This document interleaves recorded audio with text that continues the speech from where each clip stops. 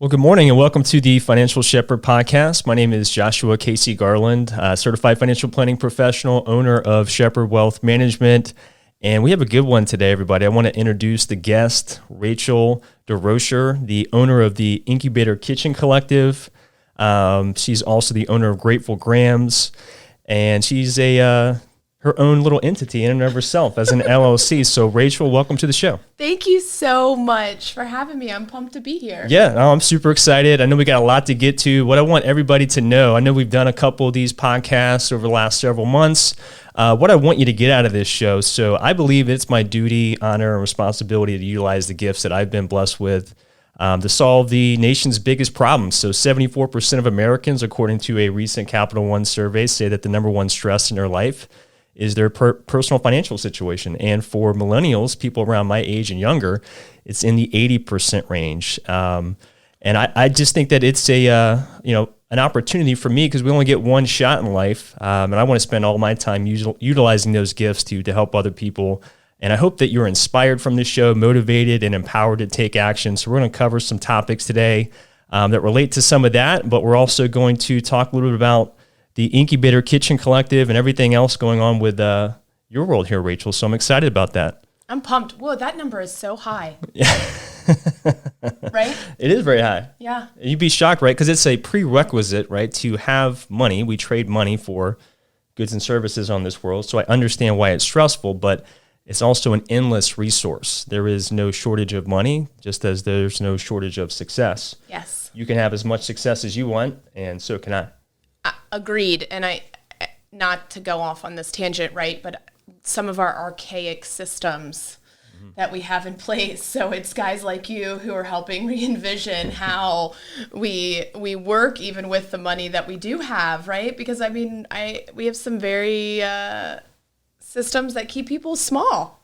Yes. And I've run up against those in business ownership. Well, that's actually a pretty good segue. So before we jump into, what you do and who you support and all that, can you just share with the audience a little bit about yourself and your business? Sure. I'm so happy. I love podcasts. It's like one of my favorite things just because it's just, again, what we were talking about earlier is just this like really good casual conversation, which we don't have because we're busy. Right. Hi, my name's Rachel. I am a serial entrepreneur. That's kind of the best way to put it.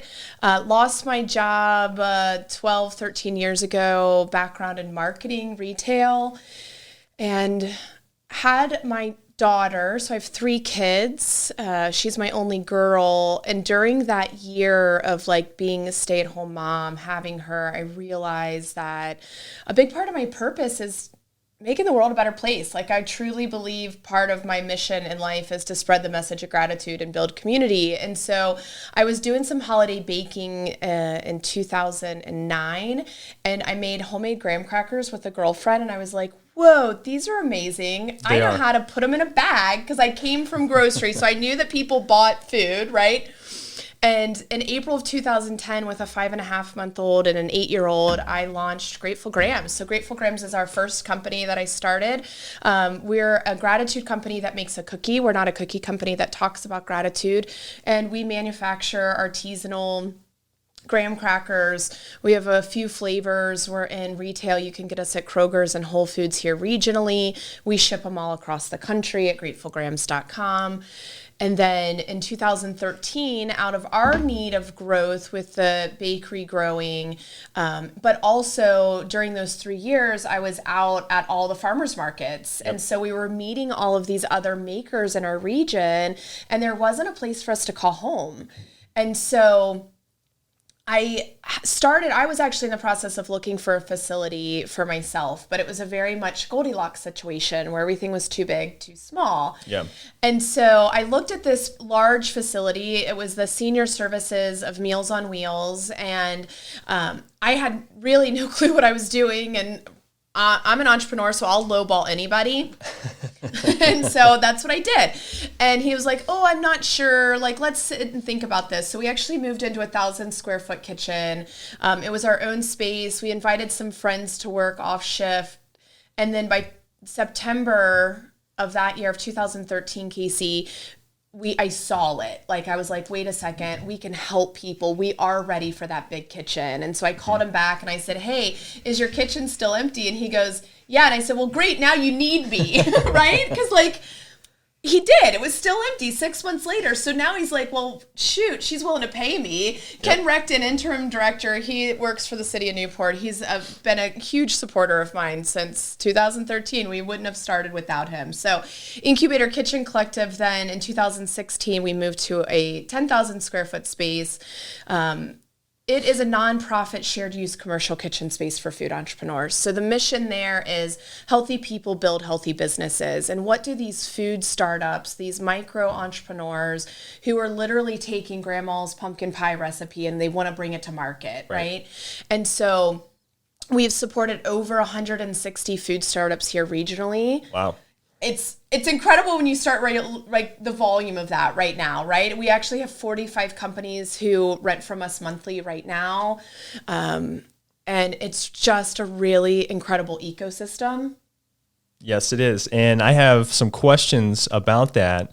But before we even get into that, I have an opportunity for a plug, right? Because we have this charitable event coming up for the Incubator Kitchen Collective. So why don't we talk about that real quick? Well, let's double plug it. I'm really here, Casey. We've actively this year been building out our board, and you stepped up.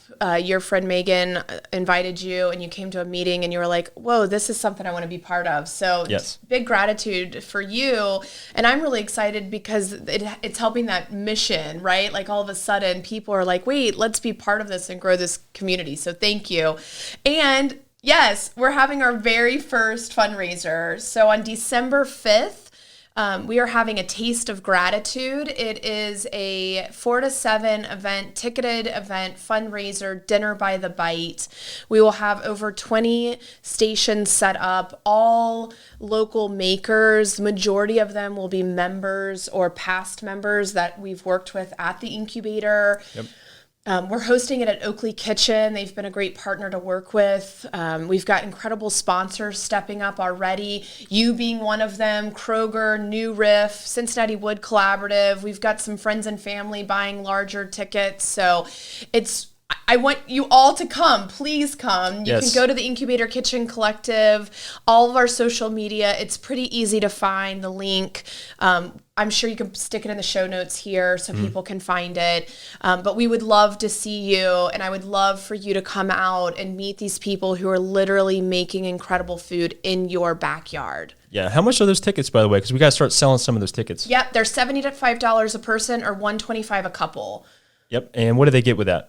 You get dinner, you get into the event, you get 2 drink tickets, and then obviously tons of food to eat. Yes, it's going to be great. I'm very excited. I have a sponsorship, as you just mentioned, so I'll be there. I'll have some of my clients with me since I have a table for that. So I couldn't be more excited. December 5th, mark off your calendars. What time are we? 4 to 7. VIPs from 4 to 4:45. Awesome. Well, we'll make sure to fill the place up. It's going to be a great event. You don't want to miss it.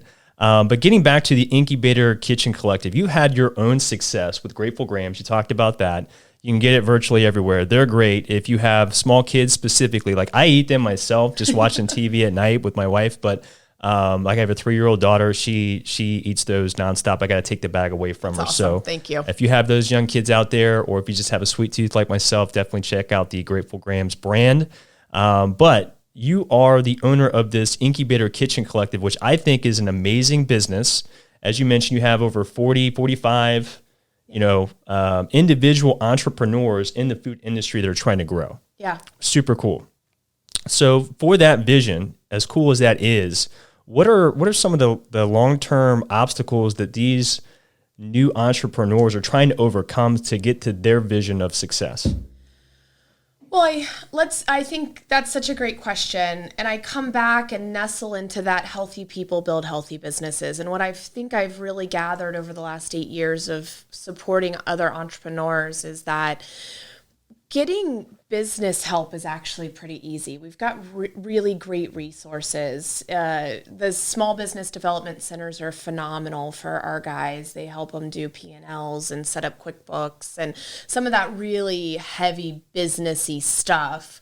But they're humans, right? And so some of the issues that they're facing is just fear. Mm-hmm. How do I create and grow a successful business? One of the questions that I really ask the majority of folks is define success. Yep. Because we need to define success, Casey, in my opinion, before we can figure out what feels successful for them. Right. Because that's completely different. Some people it's about money. Some people it's about freedom of living.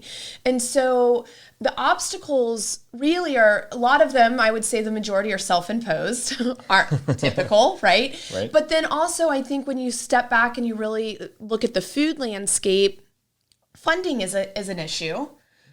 Food is very high risk for investment unless you've kind of cracked the code and you've built this like national brand. And then also the obstacles of these guys are owner operated for the majority, right? So for you, you're owner operated, but you're coming into an office and you have kind of everything set up ready to go. Yep. Yes, you've got research and you're looking at all of the numbers and pulling resources, but these guys are going to the market and getting their food, right? Like It's such a different physical lift, I think. So it's important for me to talk about that because these guys are doing all of the shopping, all of the behind the scenes business, all of the financials, all of the production, all of the cleaning up, all of the taking to market, right? And then unpacking from the day. And so just actually what it takes for them to get a product finished is an obstacle. Right. And I think my advice is when you're going into the grocery store or when you're going into a farmer's market, pay attention to that. Mm-hmm. There's human beings behind these products you're buying. And that's really cool. Very cool. And what can we do, at the Incubator Kitchen Collective, whether it's through this fundraiser or just other ideas that I know that you have as a serial entrepreneur? I've spent some time in your office on the whiteboard, just kind of putting all these thoughts on a board and figuring out, the steps we need to take to get things accomplished. But what can we do either through fundraisers or, just as other entrepreneurs, specifically yourself, that have had success to help these newer folks overcome these fear issues, overcome, the planning issues and the steps that it takes to have success? Buy local. Like, go to these markets, you guys, and meet the people, again, that are in your communities. You probably actually all know somebody who makes food somehow. And so that is a huge encouragement. That's what we need. We need support. Go to our social medias, go to the Facebook, go to the Instagram, go to the website, join us, sign up, follow us, sign up for our email list. Like, all of that matters because we're telling our story, and we're telling the story of a region of food entrepreneurs, makers, dreamers, doers. And that, we want you to be part of the story. Yes. Like that, you coming to the fundraiser is you being part of our story. And to me, that's why I'm in this. Like, I'm so in awe of the story. I just think it's really incredible. Even these individual companies that rent from us, even you, right? Like this idea that we can take something that we believe in and make the world better because of our work. Yes. And that's, you mentioned fear right away. So I've been in this industry for a little over 10 years. I got started at Fidelity Investments right out of college.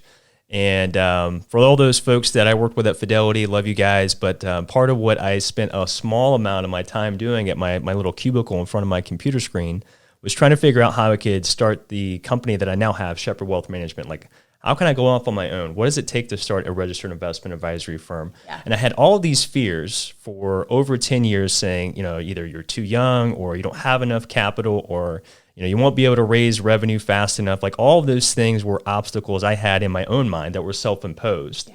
And that you've went through the same thing with, I'm sure, Grateful Grams and probably all the other things. So how do you encourage or help these other newer entrepreneurs get over that fear? Because that's a big one for I think everybody. Well, I think, it is, right? It's a consistent, so I think it's twofold for me. One is giving people space and opportunity to talk about it. Yep. Isn't that incredible? Just the simplicity of saying, just talk about it. Tell me. Like, I'm here and I don't need to fix anything, but I can listen. Yeah. And I guess for me, I just had to realize, like I mentioned at the beginning of this, is I have a very specialized gift. Yeah. I can't do any more than fry an egg when it comes to cooking. Yep. From fixing things around my house, I own rental property. It's one of my favorite investments of all time. I hope to have a whole bunch more, but I can't do any more than change a light bulb, or I got to hire somebody else in there. Like, I can go on and on. I don't change my own oil. I don't mow my own grass. There's all kinds of things, but I have one really specialized gift, and I just recognize that I have one life. Yes. So I need to use this as an opportunity to not only do something I love every day and have that freedom, but also do something that'll help other people and hopefully make a big impact on the world. So that's how I came over it. I don't know if that's the same story for you or other folks in your kitchen. Yeah. Yeah. I mean, this isn't, not to go to this hokey pokey place, but very much that I feel like I do have a purpose here, and every business or every project I've ever created has literally been that. Like, okay, here's what's next, Reach. Follow this, like, right? I just keep following the breadcrumbs. Yep. And I'm not afraid. I'm not nearly as afraid as I was even 2 years ago. And so I think that the fear dissipates in time. I think giving people opportunity to talk about what the fear is, and a lot of the fear is being seen. I don't feel worthy. Right? Like, we're not, tell your children today that they're enough. Yeah. Like, that's how it starts. We want to change this fear-based mentality. Start telling our younger generations how powerful they are and how they can make a difference. They have everything inside of them, right? And because that's what we're dealing with. It's all these lack-based beliefs that aren't really real. And so then the other one, of course, that I'm going to talk about for fear and general, like, life is a gratitude practice. Yeah. And it's so simple because, you know, the way that I talk about gratitude, Casey, and when I talk about gratitude, a lot of people go, well, you know, gratitude, I should have a gratitude practice. No, there's no shoulds here.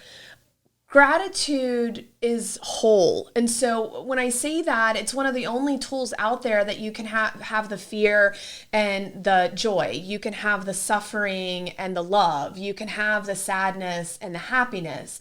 Gratitude doesn't come and say, well, you can't be sad today. It says, oh, I see you're sad. Here, let me come sit with you. Yeah. I'm so glad that you have a warm cup of coffee in your hands. Right. I'm so glad that you have this office and these cool lights, right? Like, or whatever it is. And so we want to get over the fear. We want to get over what's holding us back. Even that practice of acknowledging what we have, lights, water, coffee, a car, home, shoes, it helps all of a sudden start shifting some of the lower beliefs that we have and what's holding us back. Yeah, and that's why I had to have you on the show, but more importantly, why I love working with you and IKC and all the entrepreneurs that rent a kitchen space from you is that I have a good circle of friends, but I've always had a difficult time finding people that felt the same way that I did about starting their own business, overcoming. I just wanted to surround myself with people that thought and acted like I did, and I had a hard time finding that. And then I met you, I met a whole bunch of other people, and it's just been awesome. So to your point, I think that, overcoming some of those obstacles, specifically the self-imposed ones like fear, I think if you can surround yourself with other people that probably feel the exact same way that you do and that are trying to take steps to overcome those things, to me is refreshing. Yeah. And it just gets me excited. It makes me want to get up and keep doing that every single day. I think that we're mission-driven businesses, and I tell people for a long time, I hid behind the bag of cookies because I had so many people come, mentors, people who wanted to invest in us, our community, and they said, I don't get it.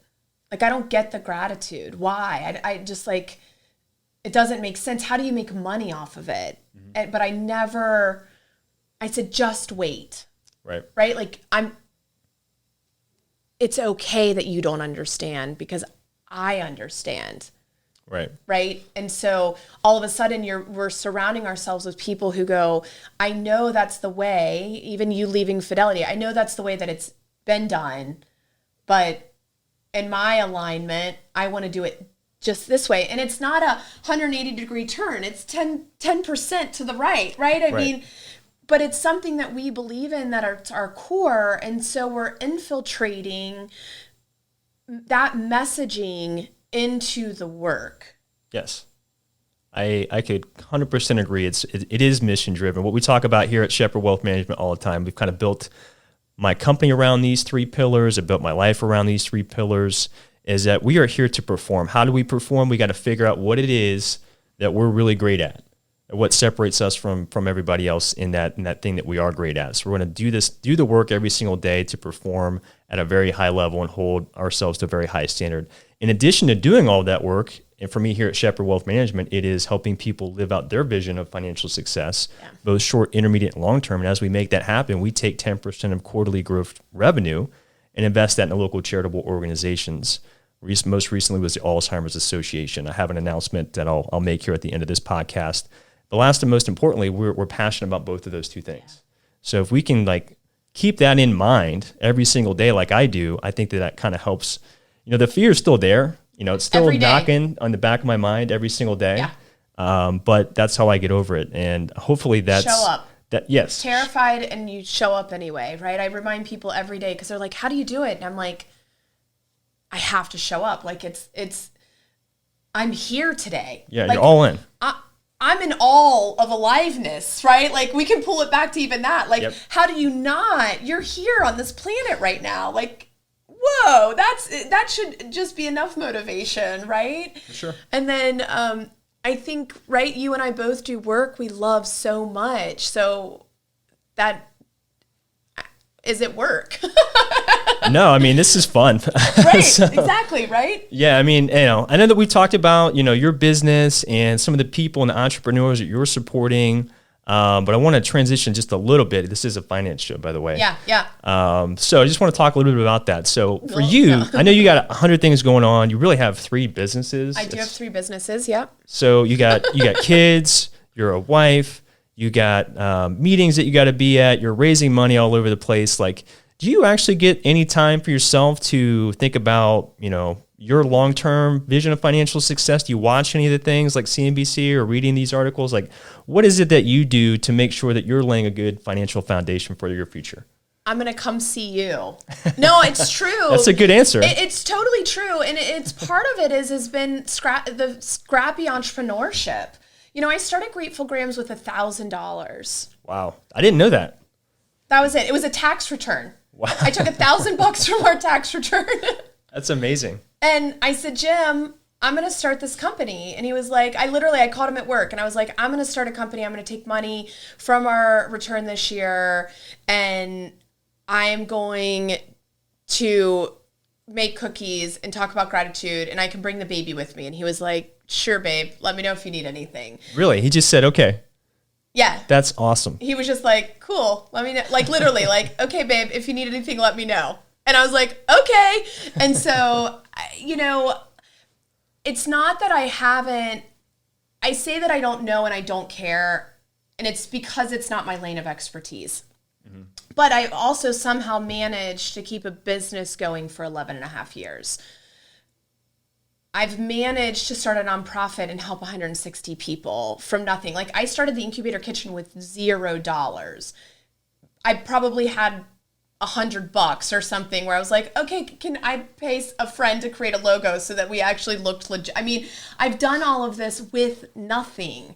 And so money's this weird thing for me where I believe that it always comes, mm-hmm. but I haven't hit a season where I can slow down enough to put a plan into place for our financial future.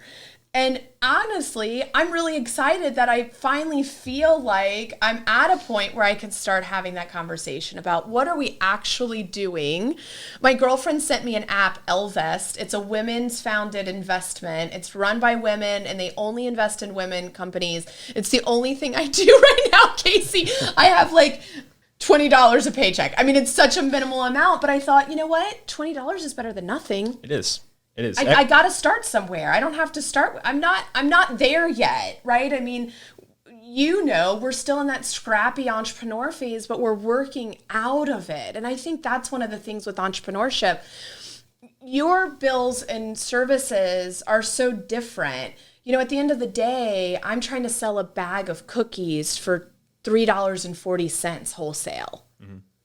I got to sell a lot of those to keep the lights on, let alone make a profit. Right. I think that's one of the things, right? Is like, we're working with such small dollar amounts. What are we doing with those dollar amounts? And that's why I'm even excited. I did a survey about you coming in, and we had a high amount of our members who are very interested in knowing how to start building this plan. Yeah. Because again, it's something that we're not really taught, or we're taught. I think it's finding someone who can speak small business language. Yes. Because I think that's some of the hiccups that we find, is that when you start going into this arena and needing this kind of help, perhaps we don't understand the language. We don't really know what it means, and we don't really know the questions to ask. So to find somebody that can like hold our hand, like to me, that's really important, because I get overwhelmed and then I'm like, I'll just do it later. Well, and then it's 6 years, you know? That is, so I mentioned this statistics. So Capital One did a survey earlier this year, a couple months ago. 74% of Americans say the number one stress in life is their personal finances. So the top 3 reasons, you just named maybe all 3, for sure 2. One is, I don't know what I'm doing.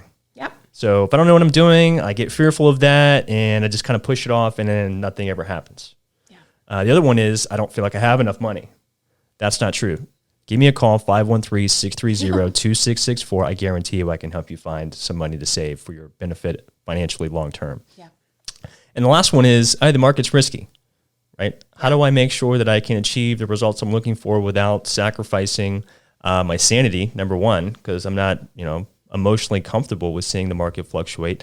I can help you out with all of those things. So I'm happy to hear that those are things that are true for you. It sounds like it's true for a lot of the entrepreneurs in your kitchen. America, it's true for pretty much everybody. Yeah. It's okay. You didn't get the financial education I got. I had to go to school specifically for this. And that's the only way I know what I know. I think that's one of my favorite parts about my job, too, is that I'm okay. Like, I'm good with being vulnerable and being like, I don't know. Yeah. And so it helps also pave that path forward, because it gives other people permission to say they don't know. We're afraid to say we don't know. Because, again, in our culture, right, if you don't know, then how are you talked about? Right. You're not smart enough. You're not good enough. You're never going to make it. And that's not true. For sure. Like, my contractors love me. I've admitted that for years. Like, I can't do any of this, guys. Can you? Like, absolutely. Yeah. I'd be happy to help. I love my web and design people. Yeah. Right? Like, I've had incredible people who have helped build these brands over the years, because I don't know. And I don't know how, and I don't want to know how. Right. I feel really proud to be able to pay somebody for their expertise. Yes. So here's like a short example of what a conversation might sound like with me. So you're sitting in my office. We'll pretend we're not on podcast mode right now. All right. So Rachel, what does your vision of financial success look like? Like, what do you want to do when you're in quote unquote retirement years? I want to enjoy. I just want to enjoy. Do I have grandiose travel plans? Sure. I would love to go places and see things, but I don't want to worry. Yeah. I'm a really simple person, so I'm not like, I want a boat and I need this car. Like, I just want to be happy. And to me, what that means, as someone, Casey, to be very vulnerable, we've come out of, when I started Grateful Grams, it was hard, financially hard. Like, I put our family in the lowest bracket we could find financially. But also, like, it's really interesting when you talk to older folks, they go, oh yeah, like, I remember our poor season, right? Yeah. And so we reflect now, and we're so proud of where we are financially, emotionally, responsibly, compared. And I just want to tell you guys, if you're starting small businesses, it's okay that it's that messy. Yes. It doesn't mean that you're a failure. It means that you're doing something unconventional, and hold on. Like, hold on through the storms, because I tell you what, that rainbow on the other side was more spectacular than any tornado I got swept up in those years. Yeah, I mean, you can't get to the next place, and there's always a next place, whether it's with business or finances or, your kids or, And it's spiritually. fun to go to those next places. Without, That's part of our... You got to get uncomfortable, right? I think so. I don't know any other way to grow other than to have some friction Yeah. that you have to overcome. So you want, if I'm hearing you right, you want to be happy in your retirement years. I just want a lot of money in the bank. I don't want to worry. I tell people all the time, I want to be a multimillionaire. Yeah, there's nothing wrong with that. I do too. Welcome to the club. Right? Like, let's start being okay with that. Should be okay. Especially with women, right? Like, we are underpaid. We are undervalued. We are trying to, be competitive. Right? Like, no, let's do it different. Yes. And so... yeah, right? Like, I want to build a financial plan that helps me become a multimillionaire because I deserve it. I'm worthy of it. For sure. You're putting in the work to make that happen. And that ultimately is really what I heard you say. Yes, money is a result. Yes. Right? Of all the work that you're doing. But I think your happiness comes from looking back and saying, I'm so glad. Well, and it's to impact, right? I go, look at how I've impacted on pennies. Yes. That's amazing. Imagine what I could do with dollars. I hear that. And I guess, is there anything in your mind other than time that would prevent you from making that happen? No, myself. Yeah. The only thing that would ever prevent that from happening is myself and me holding myself back to its fullest potential. And so for me, I have a spiritual practice. For me, I surround myself with a community that believes in me and cheers for me. I have a gratitude practice. I have healthy relationships in my family. All of that to me is success. All of that to me starts becoming financial freedom. Yes. Because to me, financial freedom is health and wellness of the whole. It isn't health and wellness of the bank. It's health and wellness of your mental capacity, of your spiritual work, of your physical being, and bonus, the money in the bank. Yes, 100%. And it sounds like the only thing that you need in order to achieve that happiness is an actual strategy and somebody to put that time back in your day so you don't have to take the time out of your day to try to figure out how to do all that by yourself. Yeah. Did I kind of summarize that okay? I think so. Okay. The good news is you're in the right place. I know. We're going to set up a meeting before I leave. Done. And anybody else that would enjoy that type of conversation to get to where you'd like to go, please give me a call, 513-630-2664. If he can help me, he can help anyone. And I say that, again, you guys, because again, these are things we don't talk about. No. Money is uncomfortable. It is. And I don't know why. I think it just goes back to most people, the very first thing that they tell me about money is I didn't get an education. Like, I don't understand it. I don't know how the stock market works. Should I be in mutual funds or whatever, or annuity is good or bad? I hear all these different things. Just to level set with everybody, I spent 5 years getting an undergraduate degree. I worked through college, so that's why it took an extra year. I had to work second shift at night. Yeah. I got hired at Fidelity, took a year off, went to grad school, got an MBA. At the same time I was getting my MBA, by the way, it takes 2 years. I was getting my certified financial planning designation, which takes another year to study for that. Yeah. And then pass the test. And then all by the way, in order to work in the industry, you have to get these licenses, the Series 7, 63, 66, the 910. If you add all that time up, I guarantee you it's close to 8 to 10 years worth of time. Yeah. So I have went through all that pain. Yes. So I can give. So we don't have to. Exactly. Truly. And that's the truth.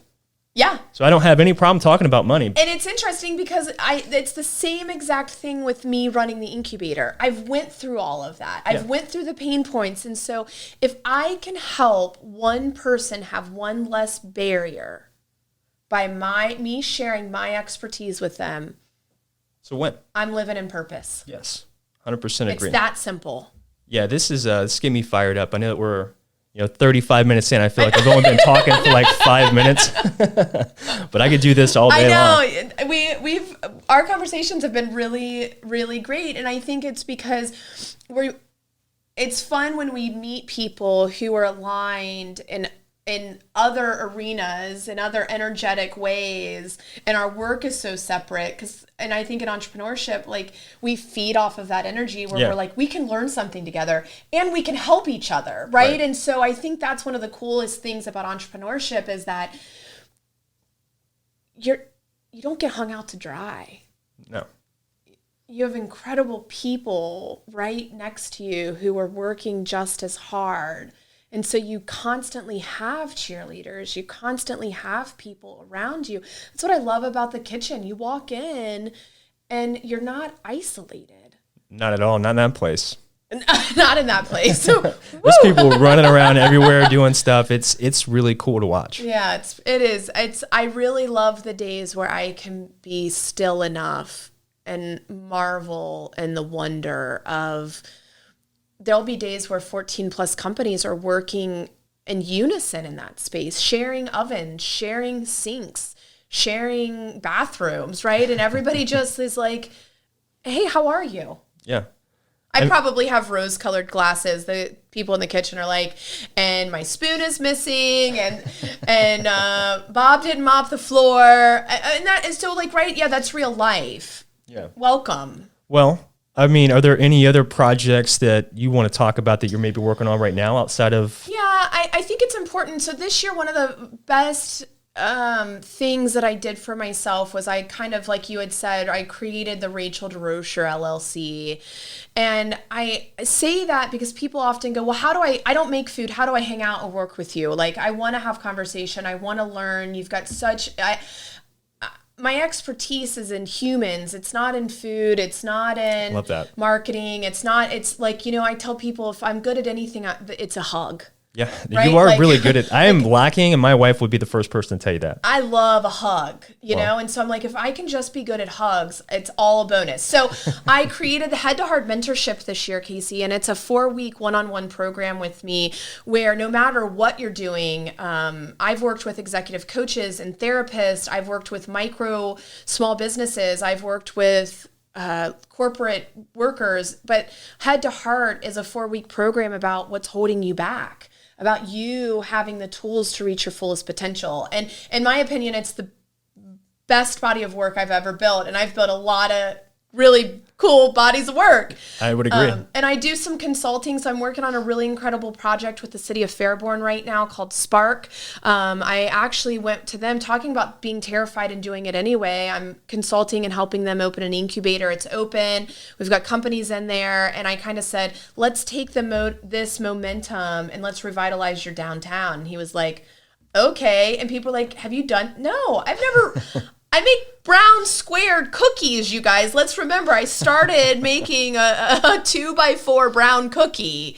And here I am 11 and a half years later, still making those, now they're 2x2 brown cookies. But I'm also helping a city revitalize. I'm also helping people break out of fear. It's amazing. Right? Like, so cool. And I do whiteboard strategy work and all kinds. There's other stuff. There's always other stuff, but that's it.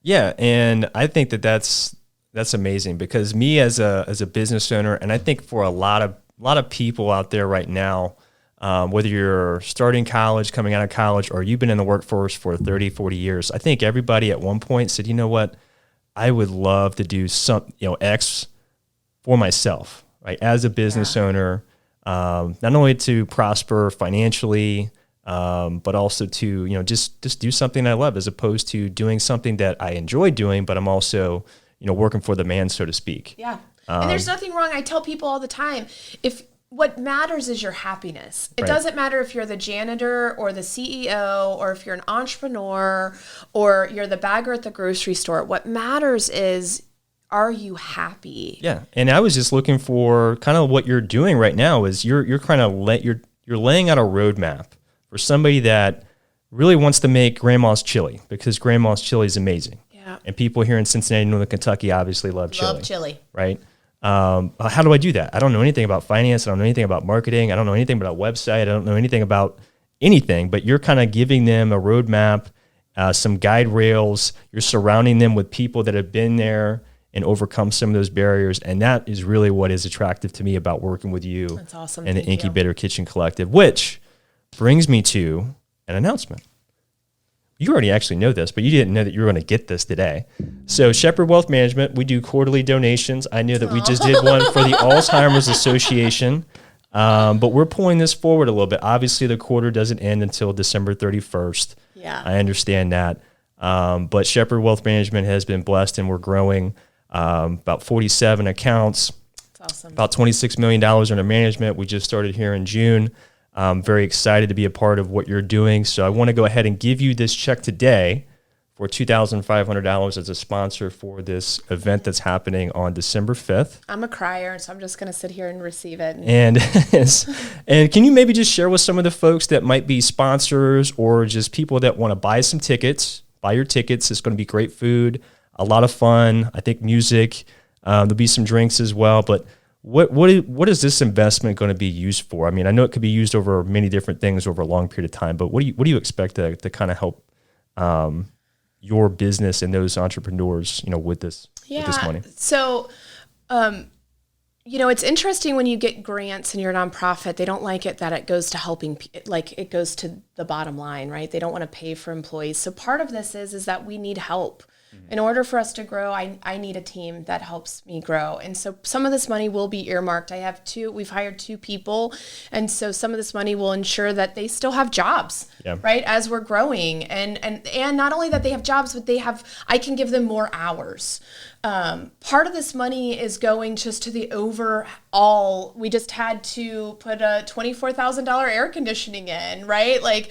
We've just had insane expenses this year, and we're working on 2 programs that are launching. We've kind of always done some education. This year we've taken it serious, and so some of this money will also go into helping build out the entrepreneurial education program, which we're launching at the end of this year, and it's a 6-month program. It will be in every other month. What I am excited for is that it's for our members, but it's also for you. Mm-hmm. This will be an open to the public education program. We have 6 categories that are really good. They're for everybody, if you're in food or not in food. So some of that money, we want to market it correctly. I want it to look as powerful as the body of work that we know we're building. And connecting you, one of the things that I think is a superpower of mine is that I source people just like Casey, who I can get down and dirty and vulnerable with and say, okay, I've got 2 pennies, help me rub them together.